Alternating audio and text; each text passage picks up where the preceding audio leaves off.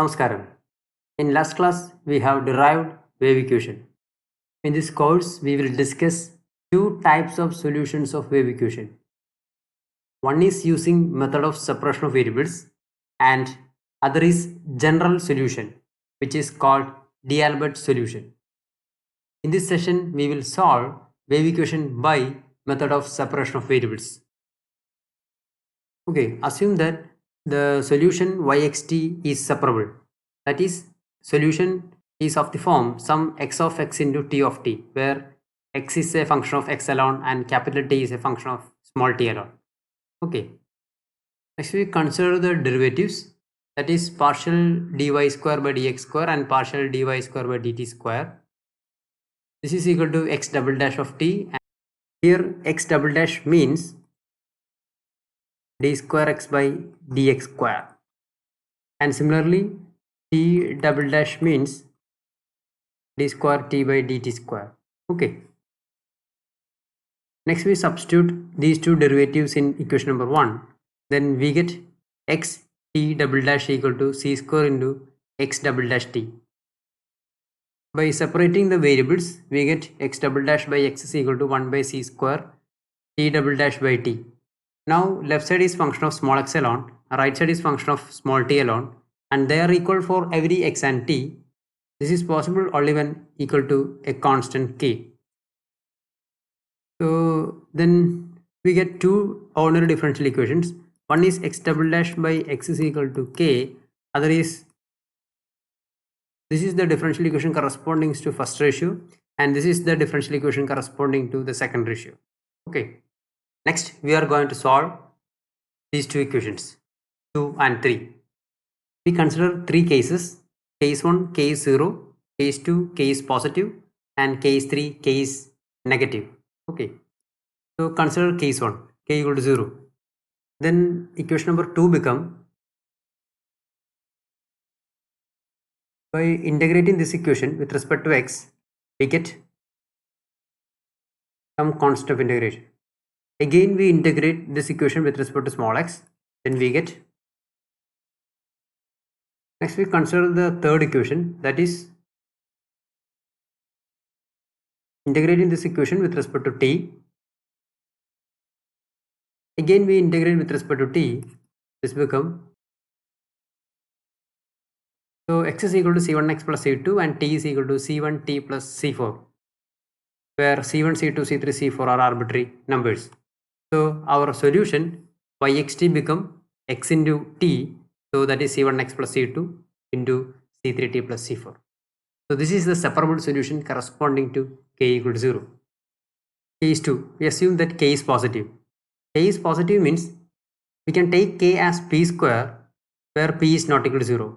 So whatever be the p square is always positive, right, except p equal to 0. So that's why we assume that k equal to p square and p not equal to 0. So equation number 2 become, now this is a ordinary differential equation. To solve this differential equation, first you write the auxiliary equation. What is the auxiliary equation? Then solve this auxiliary equation. So m square equal to, so the solution corresponding to the roots plus or minus p, so x is equal to, so this is the solution of this differential equation. Okay. Similarly we have to solve the second one. The third equation become, so the auxiliary equation corresponding to this differential equation is, the solution corresponding to these roots are, oh sorry, instead of c1 c2 we use c5 and c6, because already we used c1 c2 c3 c4, and so t become, so t is equal to c7 e raised to pct plus c8 e raised to minus pct. So the solution is x into t, so our solution become yxt equal to c5 e raised to px plus c6 e raised to minus px into c7 e raised to pct plus c8 e raised to minus pct. Okay. Case 3, k is negative, that is k is equal to minus of p square and p is not equal to 0, then k is always a negative number. Okay, so equation number 2 become, this implies, so its auxiliary equation is, so roots are m equal to plus or minus ip. So the solution corresponding to these roots are c9 cos px plus c10 sin px, where c9 and c10 are arbitrary numbers. And equation 3 become, k is minus p square, so minus minus this become plus. So the auxiliary equation is, this implies, therefore roots are plus or minus IPC. So the solution corresponding to these roots, some arbitrary constant C11. Okay, so this is our T. So the solution is product xt. So our yxt becomes c9 cos px plus c10 sin px times c11 cos pct plus c12 sin pct. Okay. Okay, these three are the possible separable solutions of wave equation. Anyway, our aim is to solve this wave problem. So in this wave problem, our string is fixed at endpoints O and P, and the distance between O and P is L. Okay, that means there is no displacement at O. Whatever be the time, there is no displacement at O. That means mathematically y0 t equal to 0. Whatever be the time at x equal to 0, displacement y is 0. And similarly, the other end at p, there is no displacement whatever be the time. What is the mathematical condition? Y is displacement at L, whatever be the time t equal to 0. This is true for all t. And these conditions are called boundary conditions. Next, we are going to apply these boundary conditions on these solutions. Consider the first solution with the boundary conditions. Okay, when x equal to 0, the left side become, the right side is, we know that y0 t is 0 for every t. So, for all t. And a product is 0 only when either c2 equal to 0 or c3t plus c4 equal to 0. Suppose c3t plus c4 equal to 0 for all t, then what happened? This term equal to 0 for every t. This implies yxt equal to 0. This implies yxt equal to 0 for every t. That means there is no displacement. Okay. The other case is c2 equal to 0. Suppose c2 equal to 0. If c2 equal to 0, then our solution become, then we have one more condition, ylt equal to 0. Substitute x equal to L. So left side become ylt, and we know that ylt equal to 0. And this product equal to 0, either c1 equal to 0 or L equal to 0 or this term equal to 0. We have seen that if this term is 0, then yxt is throughout 0. That means there is no displacement. And so this quantity is not equal to 0. And L is the length of the string. This is also not equal to 0. So only possibility is c1 equal to 0. Okay, already we have c2 equal to 0. Now c1 also 0. And c1 and c2 are 0 means what? Or yxt is 0. So this implies yxt is equal to 0 for all t. So if we apply these two conditions on this solution, then always we get yxt equal to 0. That means there is no displacement. So this solution doesn't give a non-zero yxt. Okay, so this is not an acceptable solution. That means this solution not consistent with our physical situation. Okay, you remember one thing, this is a solution of wave equation, but this solution is not consistent with our physical situation, right? Okay, next we consider the second solution with these two boundary conditions. Okay, similar to the previous case, we assume that x equal to 0. then left side becomes 0 because y0 t equal to 0. What about the right hand side? When x equal to 0, e raised to 0 is 1, and e raised to this also e raised to 0, that also 1. So this term becomes c5 plus c6.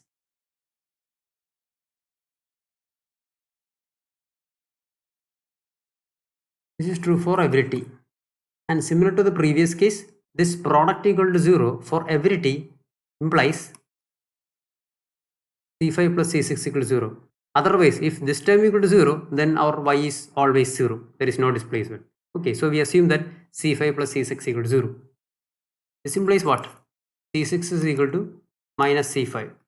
Substituting this condition in our solution, so yxt become, this is c5, this is minus c5, so c5 is common, take outside.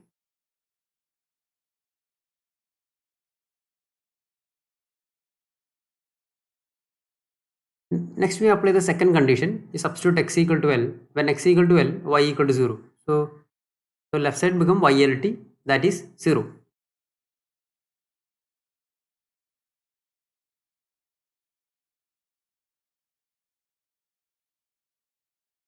For all t.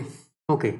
So this product equal to 0, either C5 equal to 0 or this term equal to 0 or this term equal to 0. If last time equal to 0, then it is clear that our solution yxt is throughout 0. That is not possible. So we assume that this is not equal to 0. And what about this term? E raised to PL minus e raised to minus PL. And you consider e raised to PL minus 1 by e raised to PL. This is e raised to minus PL, that is 1 by e raised to PL. Suppose this is equal to 0. That means e raised to PL equal to 1 by e raised to PL. Cross multiply, this become e raised to 2PL equal to 1. So the only real solution of e raised to 2PL equal to 1 means PL equal to 0. Okay, this implies PL equal to 0. Okay, the PL equal to 0 means either P equal to 0 or L equal to 0. This implies P equal to 0 or L equal to 0. So e raised to PL minus e raised to minus PL is 0 only when P equal to 0 or L equal to 0. What about our P? This is our second case. In second case means we assume that our K is positive and K equal to P square and P is not equal to 0. So P is not equal to 0. And what about L? L is the length of the string. It's clear that L also not equal to 0. So our P and L both are not equal to 0. So this expression is not equal to 0. Okay. So only possibility is C5 equal to 0. If C5 equal to 0, then what happened?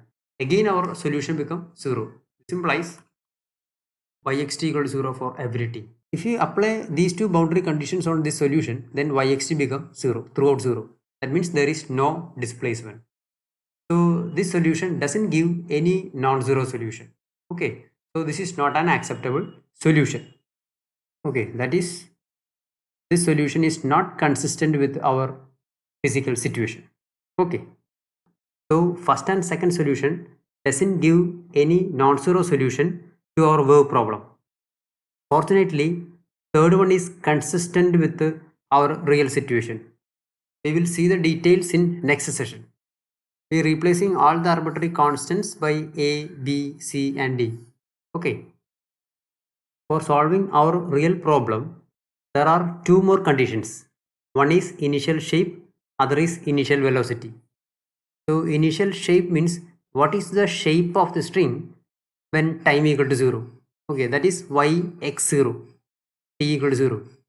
Okay, for this example, this curve, the shape of this curve is f of x.